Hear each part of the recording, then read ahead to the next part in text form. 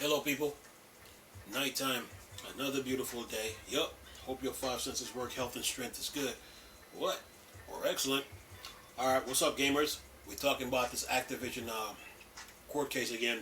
The FTC trying to defend themselves because they got caught. Listen to this. FTC Chair Lina denies CMA collusion. Says accusations are flatly untrue.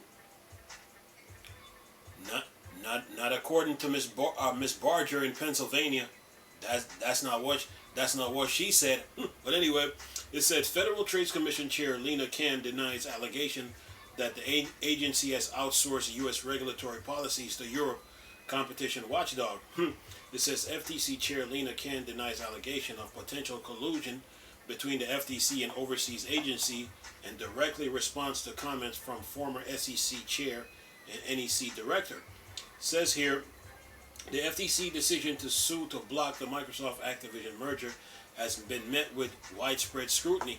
The FTC was the first to take legal action against the merger, and the UK regulators at the Competition and Market Authority (CMA) also chose to block the merger.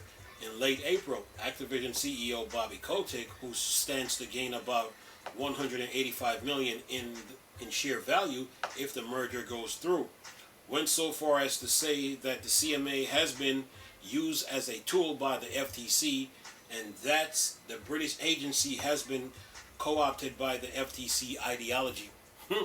Says here, other officials have expressed similar sentiments, and with former SEC Chair Jay Clayton and NEC Director Gary Kahn outlining their thoughts in a New York Times op-ed piece entitled Microsoft Activision Mess is a Blow to American Sovereignty. In this op-ed, both Clayton and Kahn says the FTC seems to be outsourcing U.S. regulatory policies to Europe. Says here, some regulators, in their zeal to achieve a social policy agenda set by a few extreme progressive in the Democratic Party, seems to be embracing a new strategy that evades constitutional impediment, outsourcing U.S. regulatory policies to Europe. The two former U.S. officials wrote in the New York Times op-ed piece. It says, now the FTC Chair Lina has delivered a response to those allegations. In a recent interview with CNBC, Khan said, those allegations are just flatly untrue. There are long been a history of U.S. enforcers cooperating, sharing information with international enforcers that occurred over multiple decades under both Democratic and Republican administration. Interestingly, the business community has supported and actively encouraged that type of cooperation and coordination.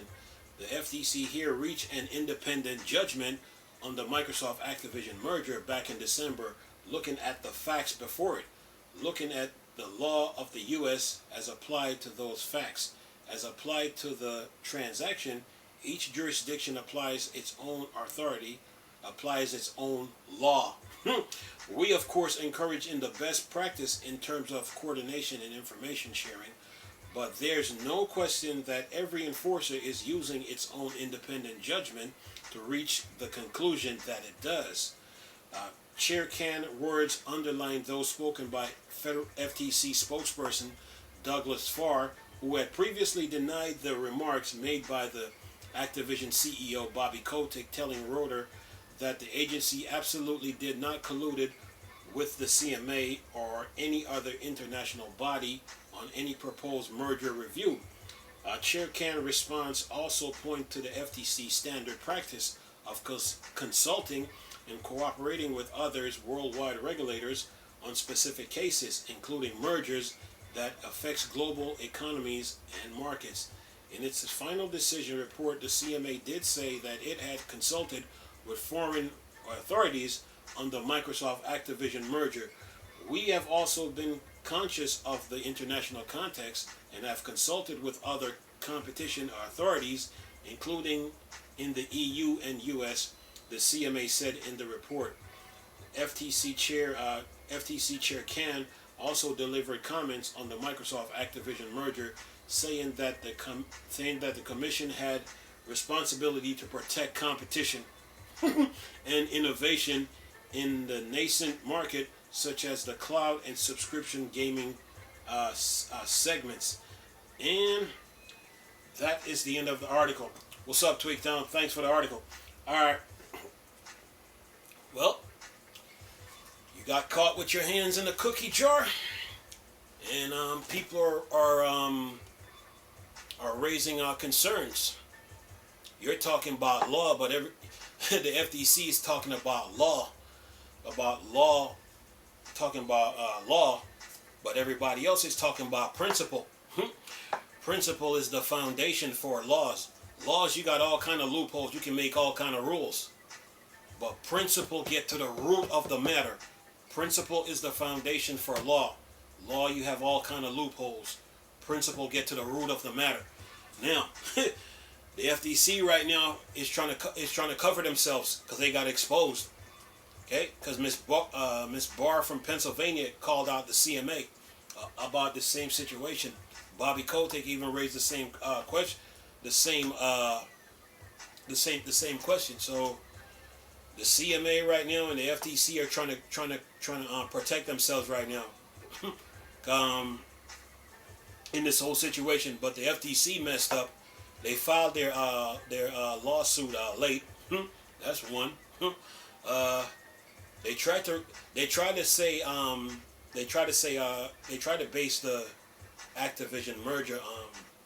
They tried to base the case about Sony and Microsoft, and they try to remove Nintendo from the picture by saying about a high performance console. They don't consider Nintendo to be competitors with Sony and Microsoft, but they can't do that because the Nintendo fan base has a Call of Duty fan base, and it is pretty big.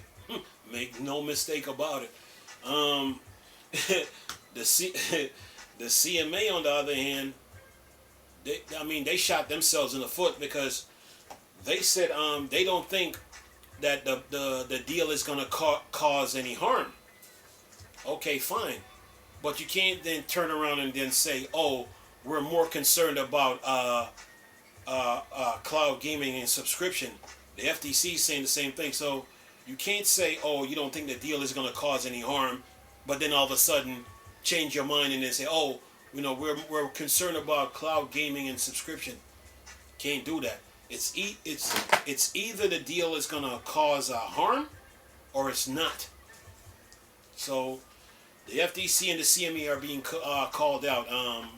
For their communication with one another. Okay, and